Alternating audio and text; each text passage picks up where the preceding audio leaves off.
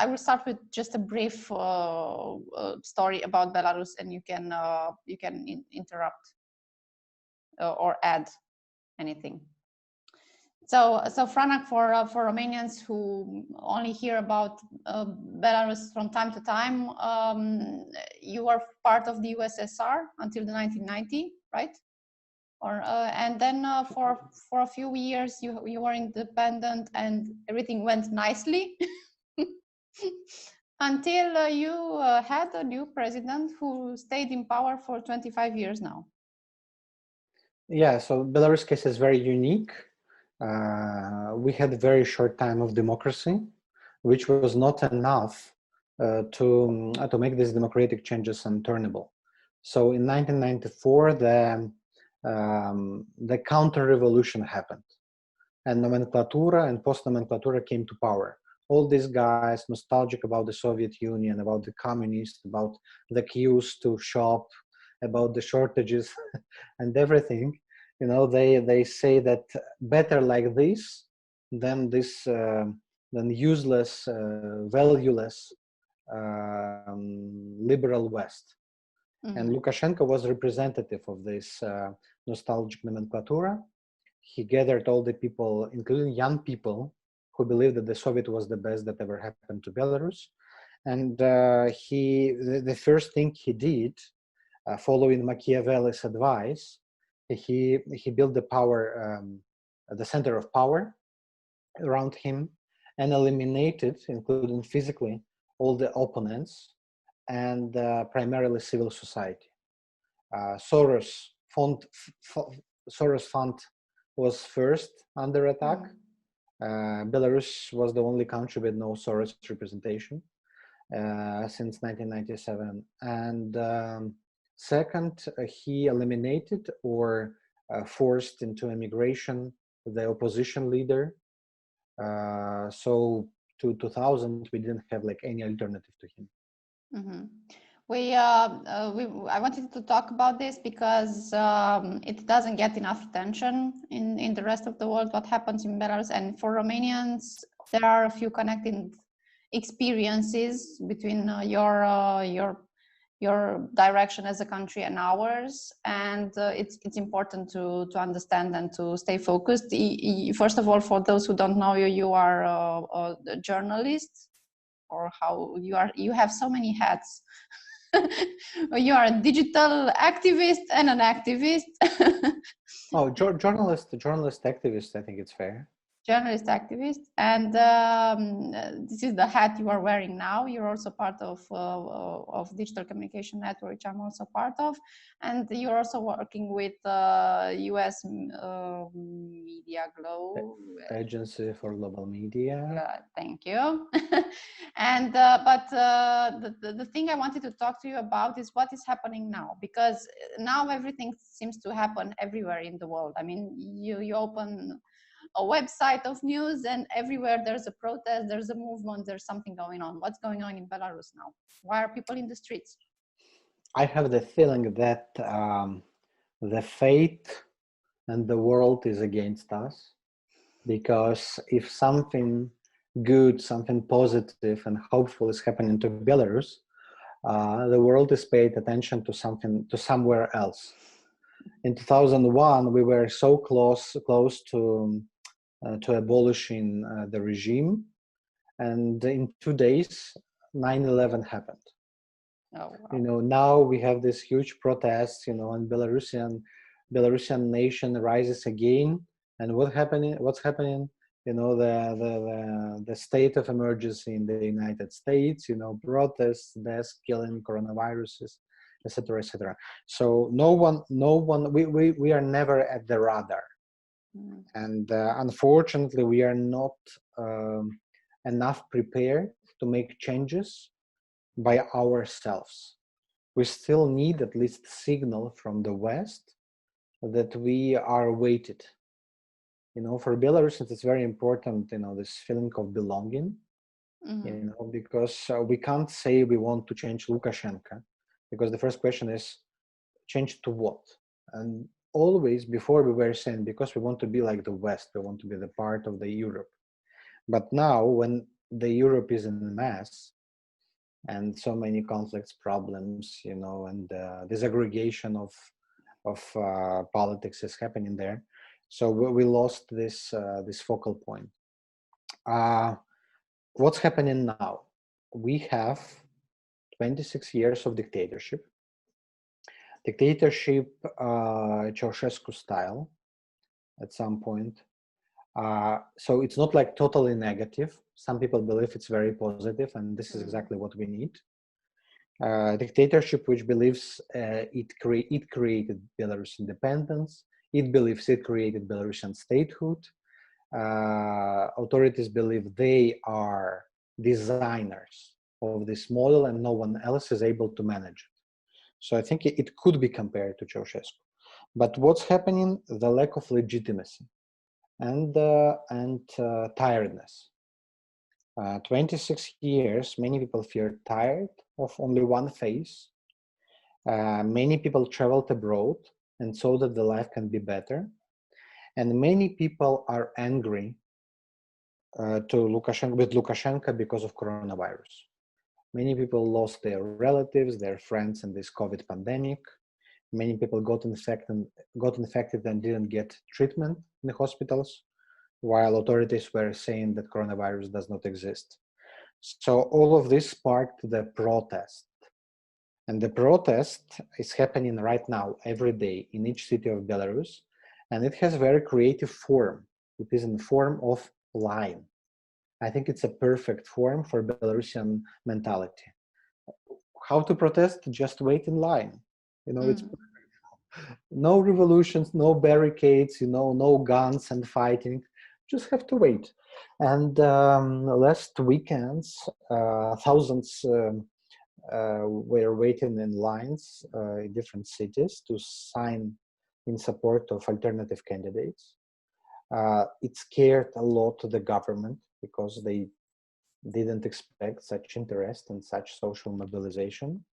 And everything is very unclear now.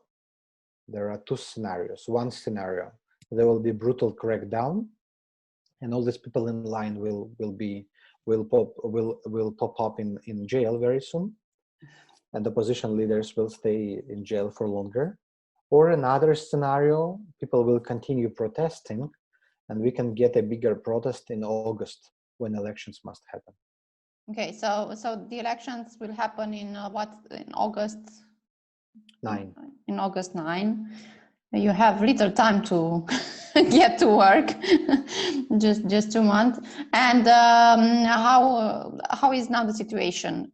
Who is competing against Lukashenko officially? Is anyone registered officially now?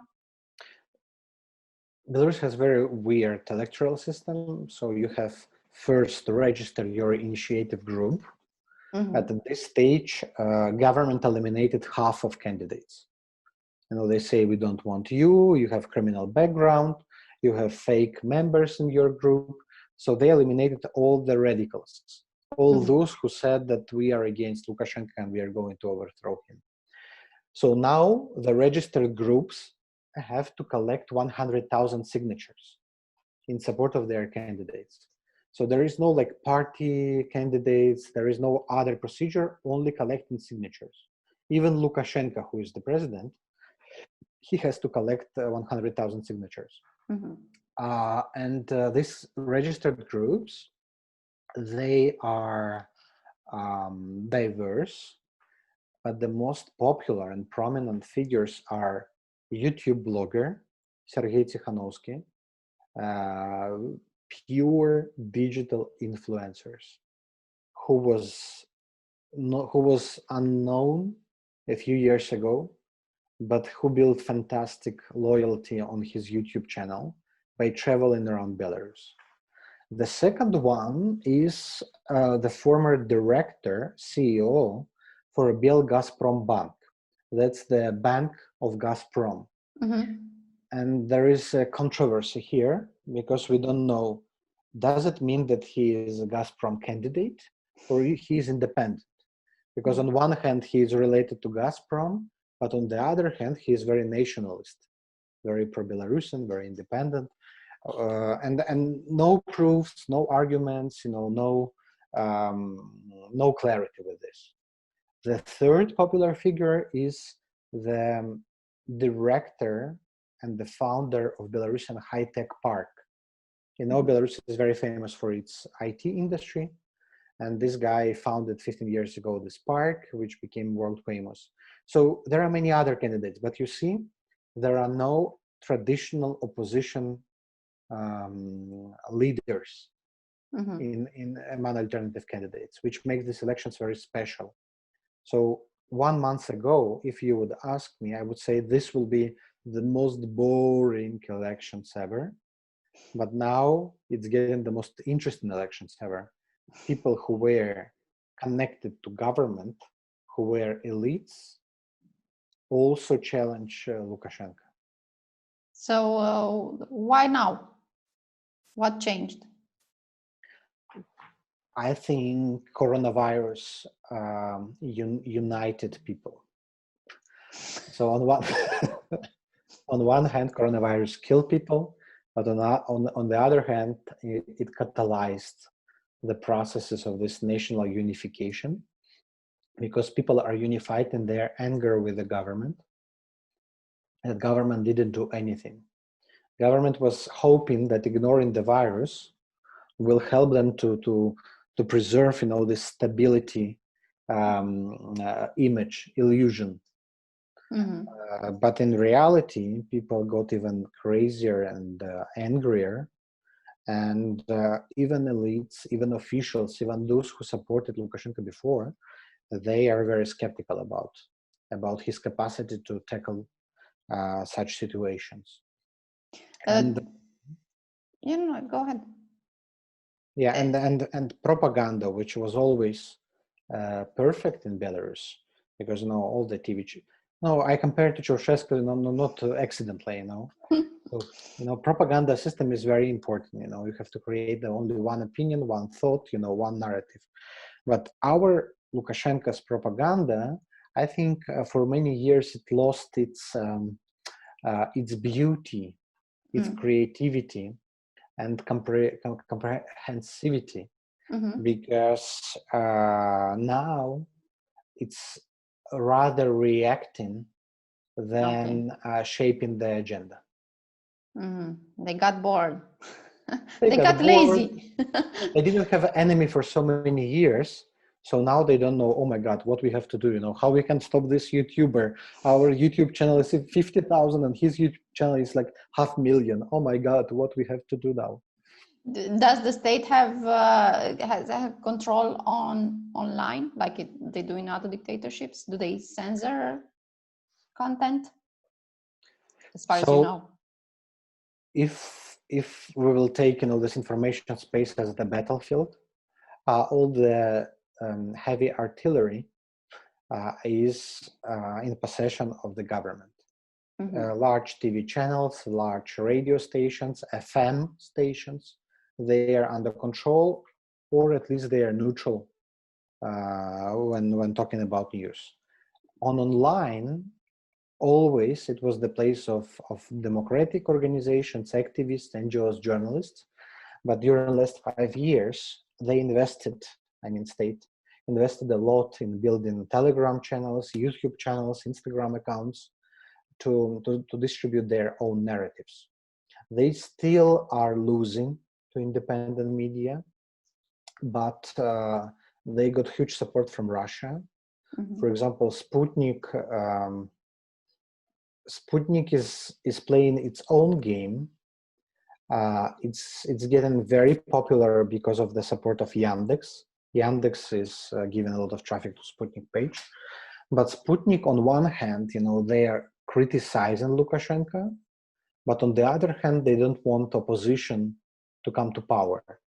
So I feel like Russian role here is to weaken Lukashenko so much as possible, but to let him stay in power. Yeah, so they can control him. Exactly, they want to control him, yeah. Yeah, well, it is an interesting time to watch. Do you have more political parties? How is the political system? Political parties do not play any role Okay. in the parliament, quasi-parliament, always vote 100% for. So there is no like any alternative within the parliament, and it's there are so different people. The senator, after the protests during the weekend, she wrote the post something like, "I can't understand these protesters. I was never interested in politics, and it's not for me. But I can't understand why they want. They're not professional. Why they want to be in government?" And she's senator. She's like parliamentarian, who's saying like, "I was never interested in politics." Yeah. So this is an example how She just ended up there.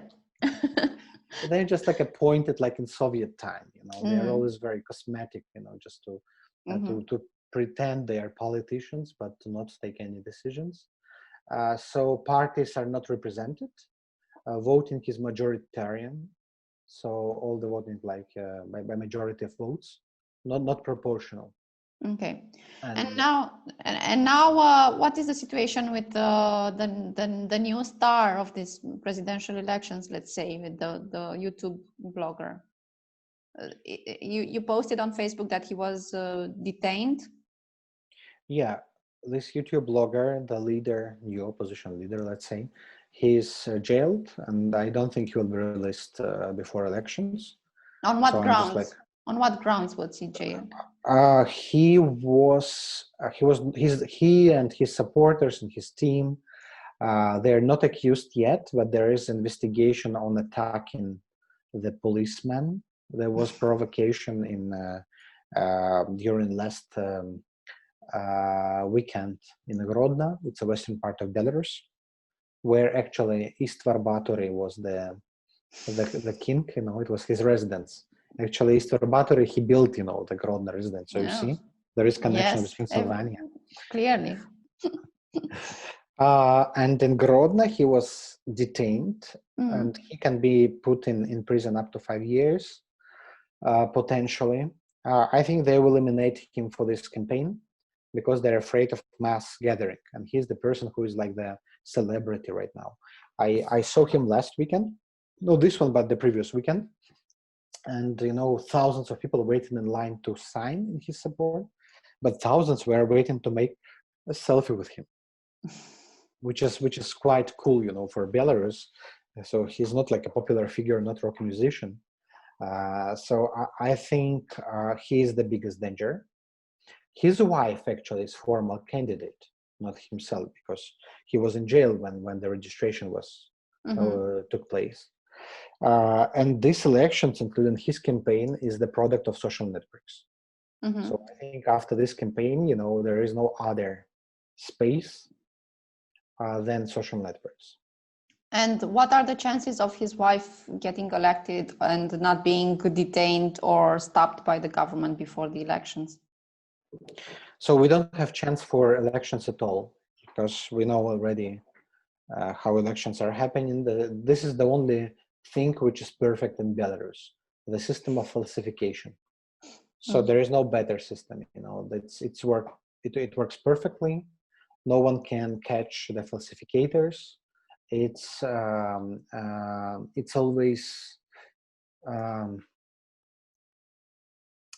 always organized in a way that commissions, members of electoral committee, they don't know the real results. So the only chance for change is not elections themselves, but the protest. The protest plus to turn, I don't know, some processes within the elites. If we will have thousands of people at the square in August, let's say, there is a big chance there will be people in the army, in the police, in the KGB, in Lukashenko's environment, who will switch the side. And I think that's the scope of alternative candidates. So you don't have any big hopes for elections, but for a longer, medium-term change. Yeah, but this medium in Eastern Europe, it can be very quick, or it can take a long. In Ukraine, the last Maidan, it took almost half a year. In Armenia, it took a few months, even less. So it depends, in some countries it can be even like one night. Romanian situation, changed pretty quickly, actually. In 89 we were pretty fast. We didn't lose any time because it's cold and you can't stay outside too long. But the last big protest, which led to the change of government, in the end, the entire process took like 2 years, let's say, of constantly protesting and working grassroots to change this. So it's still an ongoing process, but it takes time if you want to do it right. But just to close down a fire for a moment, the protests are very, very important to state something. Okay, so I don't want to keep people too much watching us. I just want to make a quick update on what's happening, and with your help, I would like to keep people posted about this, because it seems that they are interested in this, because since we went through this in various shapes of protesting, and we constantly tackling corruption and bad governance, we understand how important this fight is, in fact. So we are supporting you fully, and thank you. Keep up the good work. Thank you. Let me just add also, if you'll be writing about Russian involvement. Please. So Russian involvement, interference in Belarus, in Ukraine, Romania, Moldova, it exists, but it has very different shapes and forms. And in case of Romania, let's say, it could be through the church, it could be through some politicians or some economical also ties. So Belarus is the example where Russia is present basically in each sector. Trade, gas and oil transit, information space, social media belongs to Russian social networks, VK or OK, and of course, influence and impact on key figures. So basically stakeholders, politicians, officials within Belarusian elite, they are educated in Russia, they are friends with Putin's cronies, and they have the huge network of Russian Orthodox Church. Belarus Orthodox Church is not independent, it's part of Russian Orthodox Church. And this is like the bastion of this Russian influence. Paramilitary organizations, Cossacks clubs, sports clubs, they are existing under umbrella of Orthodox Church. And the thing I'm really afraid, it's that in moment of instability or weakness of Lukashenko or whoever, they can mobilize and weaponize this infrastructure in order to change the situation, or at least to destabilize the situation. So there are some sort of sleeping cells, dormant cells waiting to be activated. Exactly. I think this is what for us it's a bit safer, because there is no the Russian language it's non-existent in Romania, so it's harder to get here. And also the Orthodox Church, even if it has influences from the Russian Orthodox Church, is independent, and we sort of have a history of being against Russia even during the communism, but that doesn't stop them from trying and from having a big effect, especially now in the public agenda through disinformation. And we will see how it turns out. So, are you optimist? Of course, optimist. Of course, there is no other choice. So, forceful optimist, more likely. Wishful thinking. Professional optimist. What do you do for a job? I'm an optimist. Okay, thank you so much, Franak, and we'll keep in touch about this. In touch.